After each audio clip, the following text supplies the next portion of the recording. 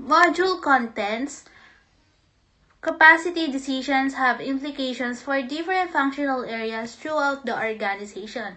First, accounting. In accounting, it needs to provide the cost information needed to evaluate capacity expansion decisions. The second one is finance, where it performs financial analysis of proposed capacity expansion, investment, and raise funds to support them. The third one is marketing, where it provides demand forecasts needed to identify the capacity gaps. And the fourth one is the operation, where it is involved in the selection of capacity strategies that can be implemented to effectively meet future demand. And the last one is human resources, where it focuses on hiring and training employees needed to support internal capacity plans. So here are the reason why capacity decision is very important to one's company. First, it impacts ability to meet future demand. Second one is it affects operating costs. The third one is it is a major determinant of initial cost. Fourth one is it involves long-term commitment.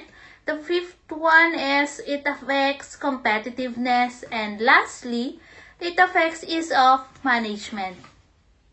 Capacity is the upper limit or ceiling on the load that an operating unit can handle. It is the capability of a manufacturing or service resource such as facility, process, workstation, or piece of equipment to accomplish its purpose over a specified time period. The basic questions in capacity handling are: what kind of capacity is needed, how much is needed, and when it is needed. On the other hand, operations planning and scheduling is meaningful for each organization along the supply chain.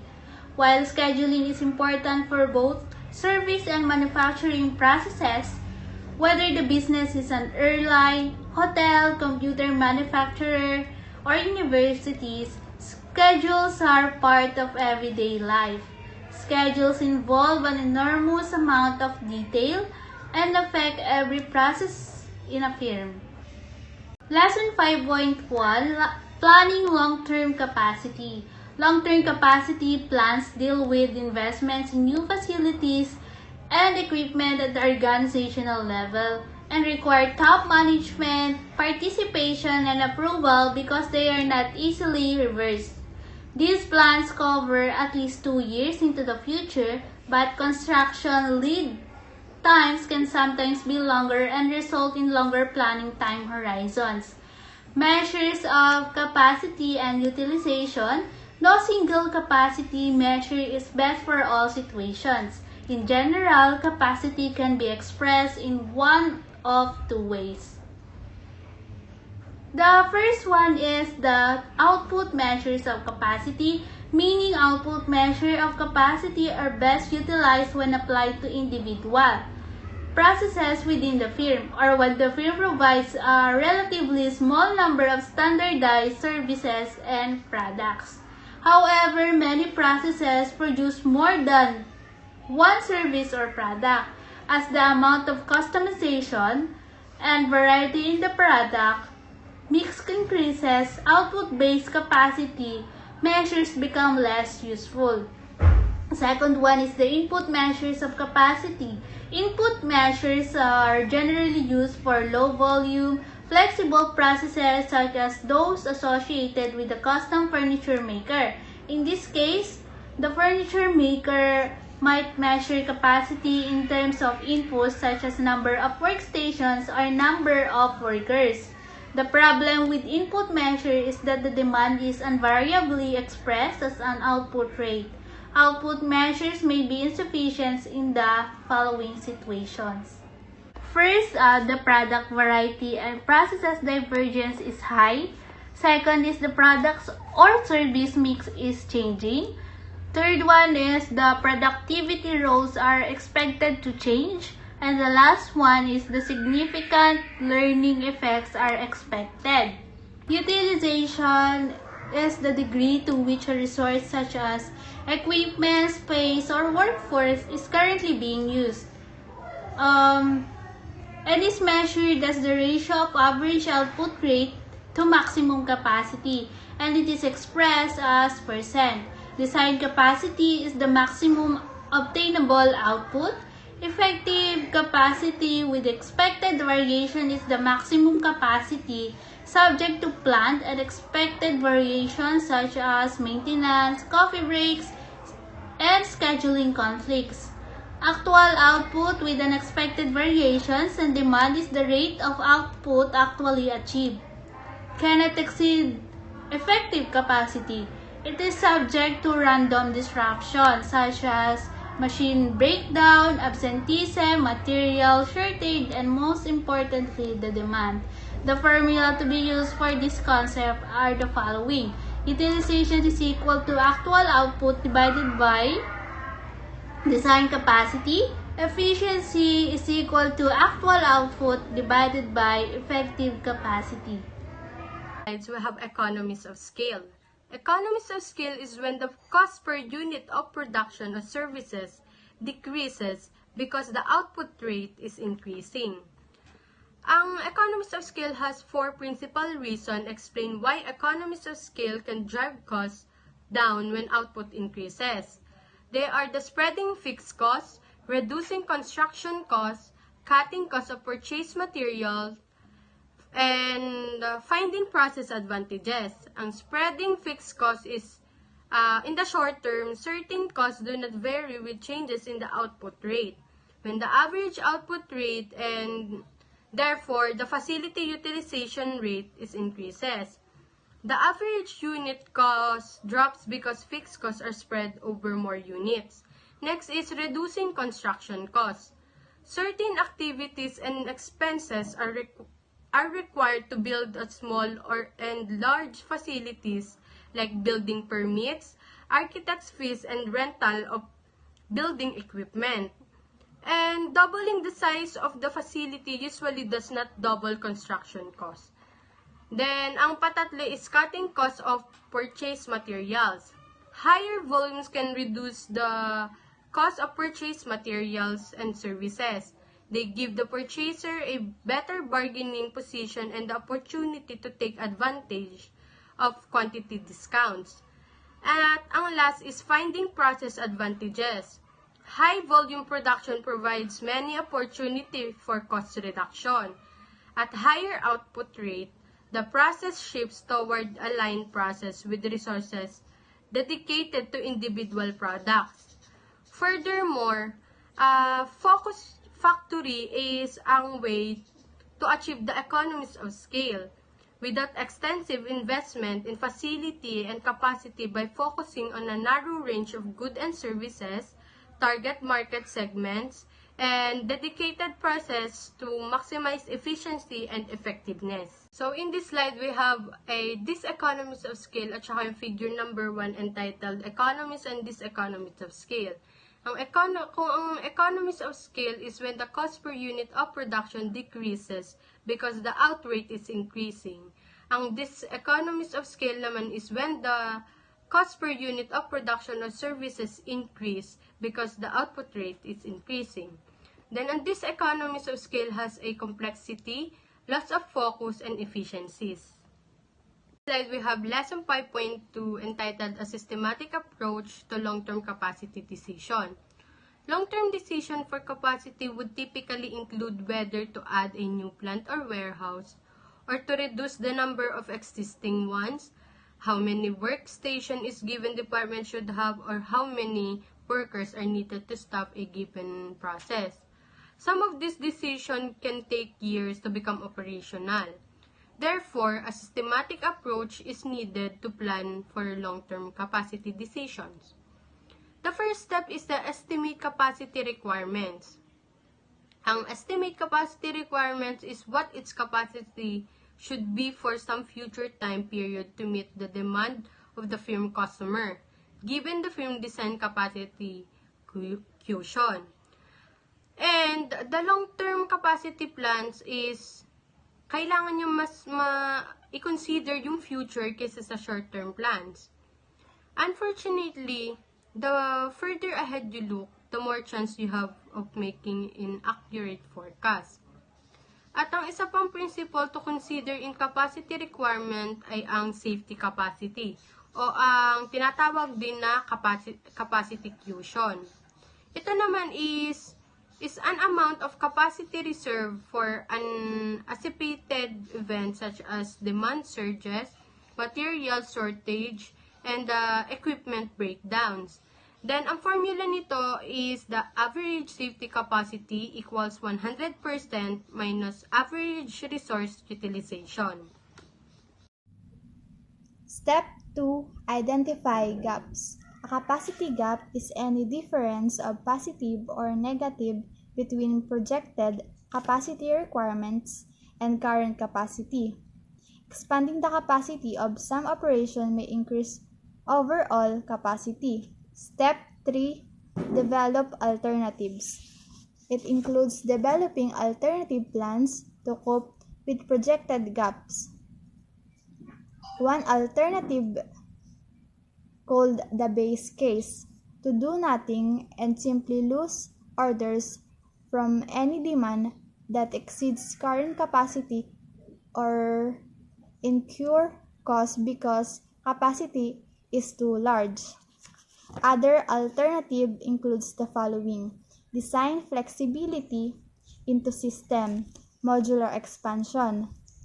Take a big picture approach to capacity changes, maybe hotel rooms, car parks, restaurant seats. Differentiate new and mature products. It says pay attention to the life cycle demands, variability versus discontinuation. Prepare to deal with capacity chunks. No machine comes in continuous capacity. Attempt to smooth out capacity requirements.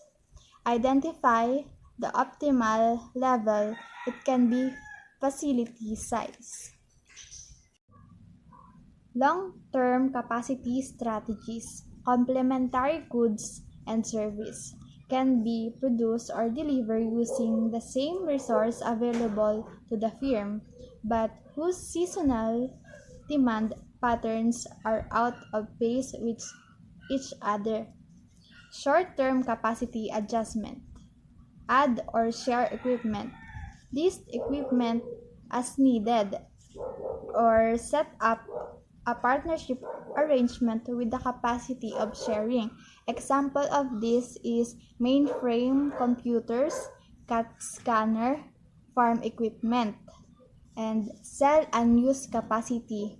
Sell capacity to outside buyers and even competitors. Example, computing capacity, perishable hotel rooms. Change labor capacity and schedule. Short-term changes in work forces levels. Example is overtime, extra shift, temporary employees, and outsourcing. Change labor skill mix. It includes hiring the right people. Shift work to slack periods. Slack period means not much work or activity. Vary the price of goods or service. Price is the most powerful way to influence demand. Provide customer information. It was the best time to call or visit the customers. Advertising and promotion, a vital role on influencing demands.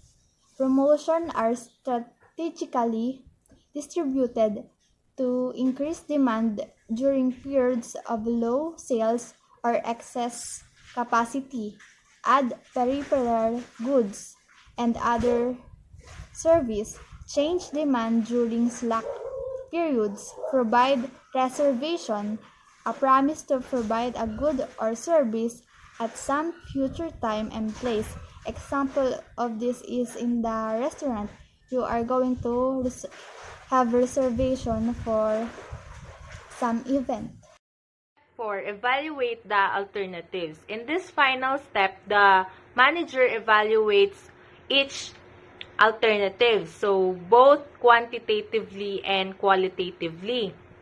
Quantitative concern is the manager looks at how each alternative fits the overall capacity and other aspects of the business not covered by the financial analysis.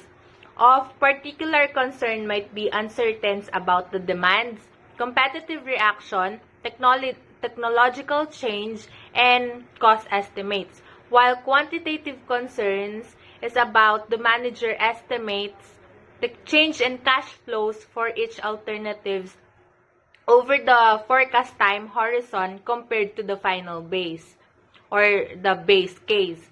And then cash flows is the difference between the flows funds into and out of the organization of a period of time, including the revenues, costs, and changes in assets and liabilities. And then tools for capacity planning. Capacity planning requires demand forecast for an extended period of time. Unfortunately, forecast accuracy declines as the forecasting horizon lengthens. So it has three types. So first is waiting line models. Waiting line models, it is a useful capacity planning such as selecting appropriate capacity quotient for a high customer contact process. For example, airport tickets counters, a machine center, or a central computer. Waiting line models uses probability distribution to provide estimates of average customers' wait time, average length of waiting lines, and utilization of the work center. Simulation is a more complex waiting line problems must be analyzed with simulation.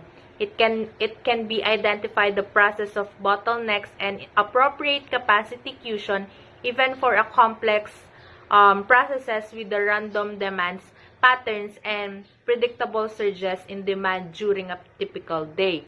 Decision trees are most commonly used in capacity planning. They are an excellent tools for helping choose between courses of action.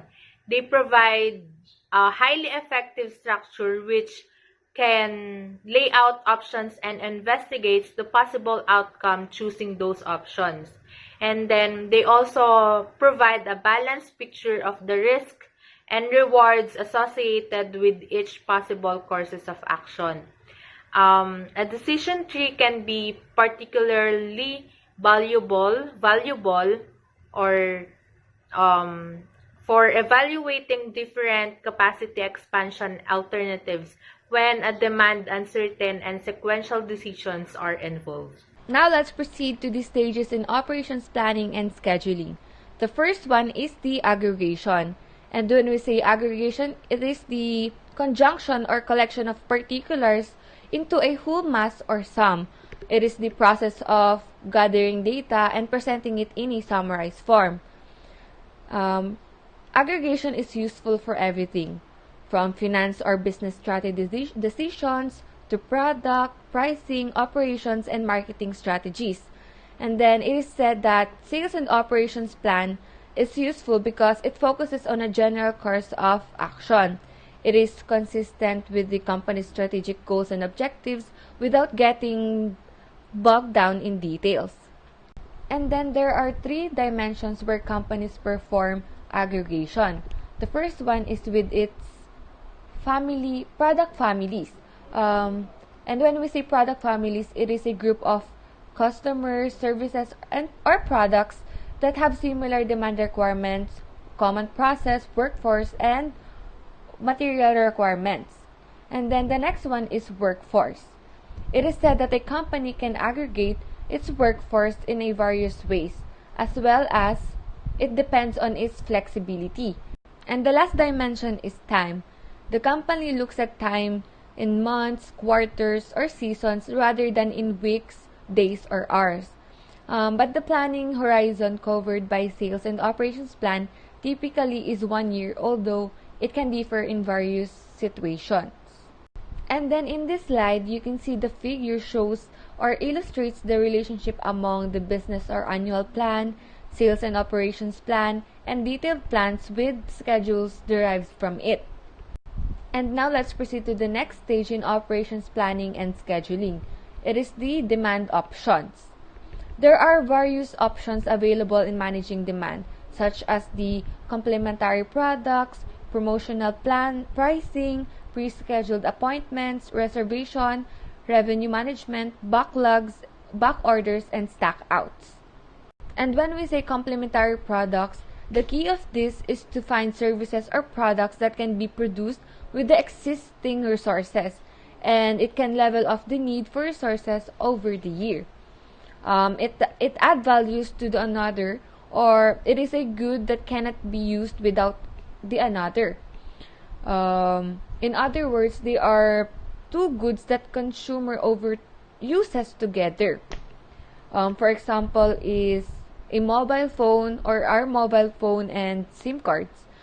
And then the next one is the promotional pricing.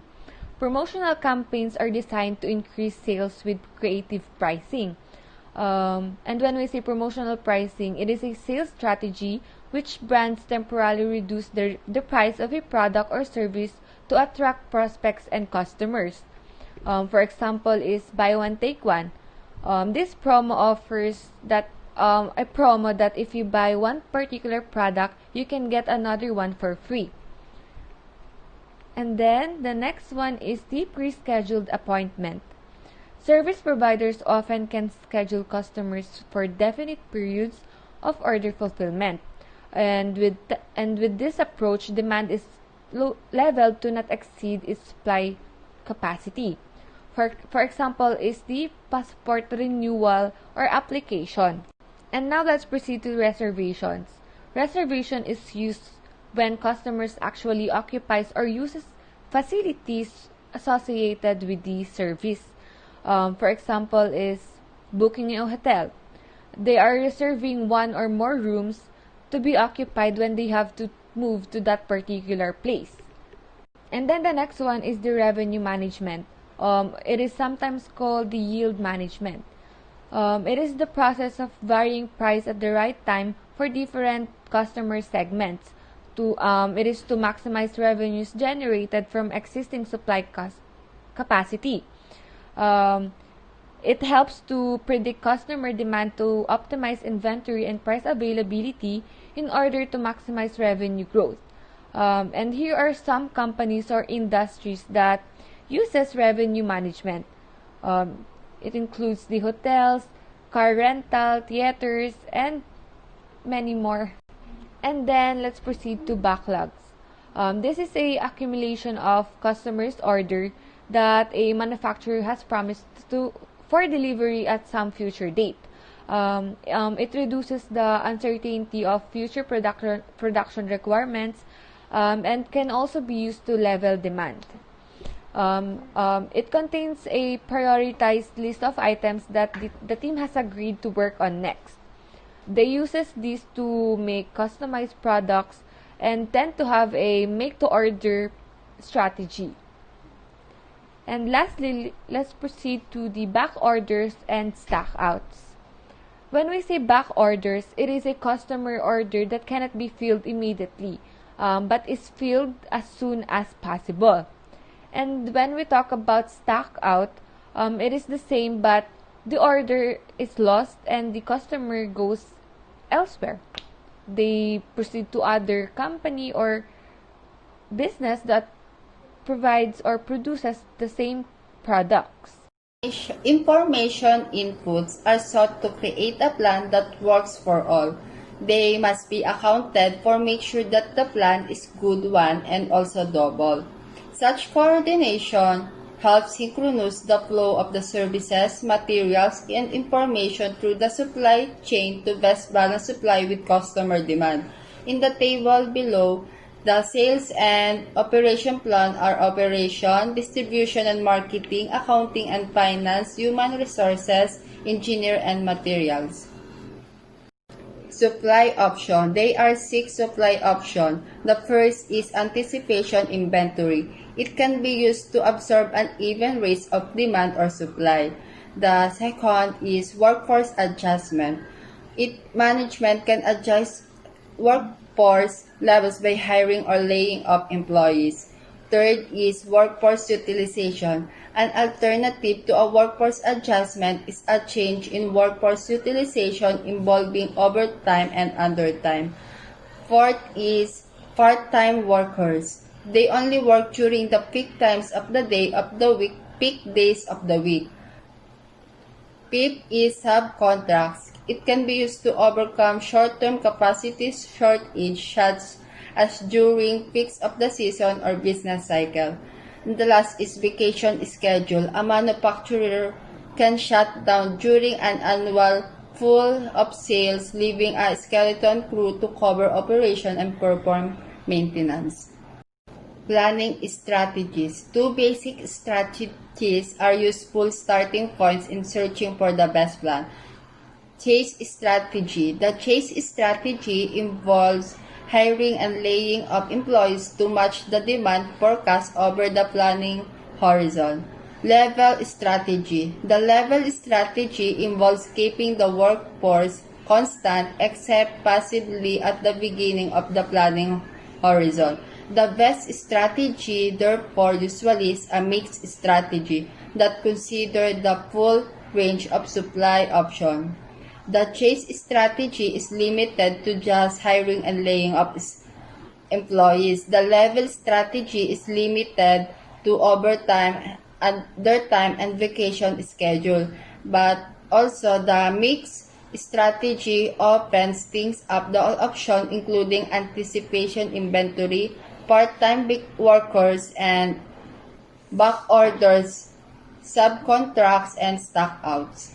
And now, let's talk about constraints and costs. First, constraints can be either physical limitation or related to managerial policies. This means that we have to control and have the limit and restriction of someone's action or behavior inside the company. Next is policy constraints might include limitations on the number of back orders or the use of subcontractors or overtime, as well as the minimum inventory levels needed to achieve desired safety stocks.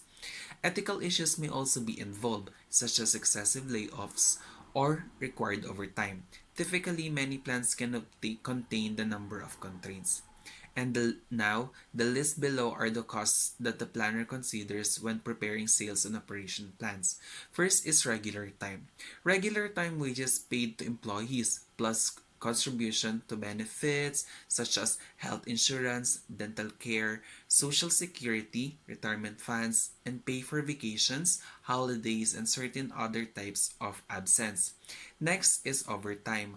Wages paid for work beyond the normal work week, typically 150% of regular time wages, sometimes up to 200% for Sundays and holidays, exclusive of fringe benefits. Overtime can help avoid the extra cost of fringe benefits that come with hiring another full-time employee. Third is hiring and layoff. Cost of advertising jobs, interviews, training programs for new employees, scrap caused by the inexperience of new employees, loss of productivity, and initial paperwork. Layoff cost includes the cost of exit interviews, several pay, retaining and retraining remaining workers and managers, and lost productivity. Last is inventory holding. Costs that vary with the level of inventory investments, such as the cost of capital tied up in inventory, variable storage and warehouse costs, pilferage and obsolescence costs, insurance costs, and taxes. And now, let's talk about the Gantt chart. The Gantt progress chart graphically displays the current status of each job or activity relative to its scheduled completion date. This tool can be used to monitor the progress of work and to view the load on workstations. The chart takes two basic forms. First is the job or activity progress chart, and the second is the workstation chart. First is the job or activity progress chart, where it states the activities that the organization is taking, and it also indicates how the activity is going and how it progressed over the time. Second is the workstation chart, which indicates the workstation that the employees need to know, whether in different departments or different location of the company's organization. Scheduling employees. Another way to manage capacity is workforce scheduling, which is a type of scheduling that determines when employees work. Of particular interest are situations when not all employees work the same 5 days and the same 8 hours per day. The schedule specifies the on-duty and off-duty periods of each employee over a certain time period. As in assigning postal clerks, nurses, pilots, attendants, or police officers to specific work days and shifts, workforce schedules translate the staffing plan into specific schedules of work for each employee. Determining the work days for each employee in itself does not make the staffing plan operational. Daily workforce requirements stated in aggregated terms in staffing plan must be satisfied. Scheduling is the art of planning wherein your scheduling is the art of planning your activities so that you can achieve your goals and priorities in time you have available. When it is done effectively, it helps us, it helps the company, and it also helps you. Understand what you can realistically achieve with your time. The importance of scheduling is creates an order and the flow to your business. Yung kumaga mamamanage ng ayos yung business kasi may schedule. Kasi merong sinusunod na schedule. And then everyone knows when they're supposed to work, which allows them to focus on their job. Proper scheduling ensures the important tasks are covered at appropriate time.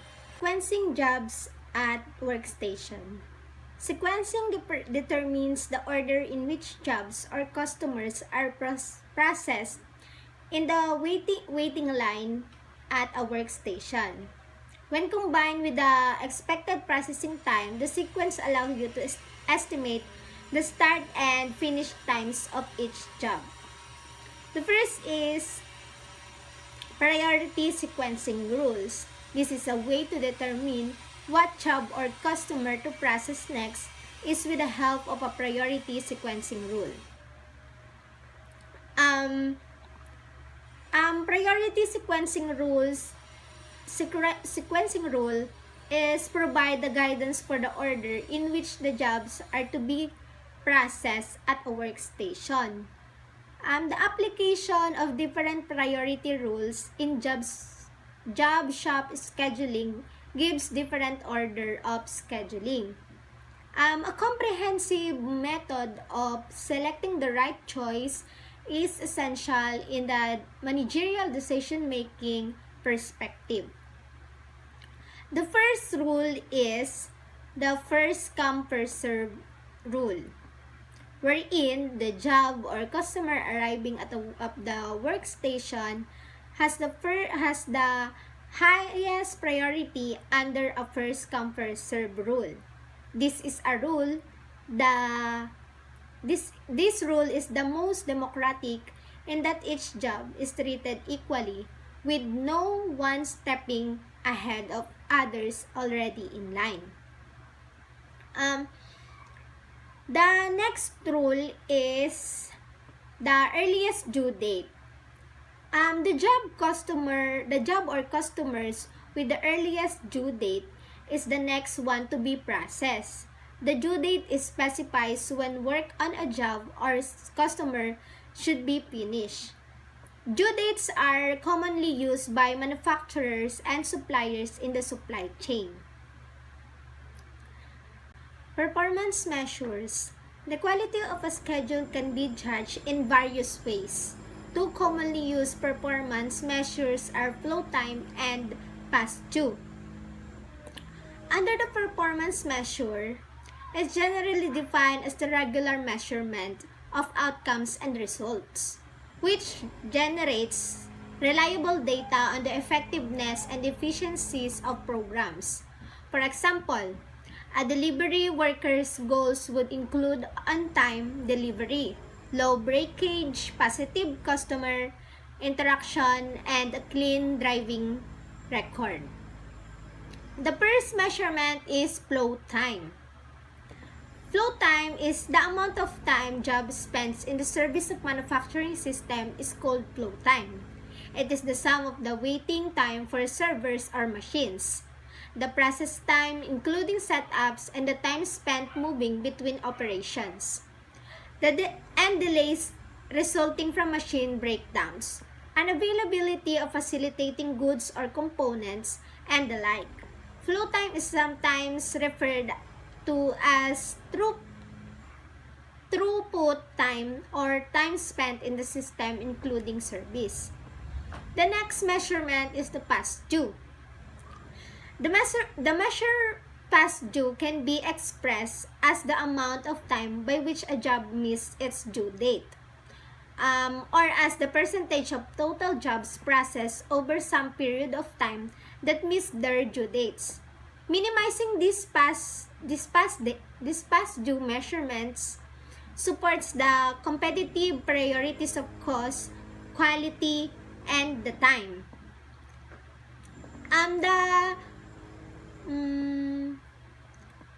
Also, the past due date is, for example, some lenders may require payment to be received by 8 p.m. Eastern Standard Time, while others may allow payment until midnight in the borrower's time zone.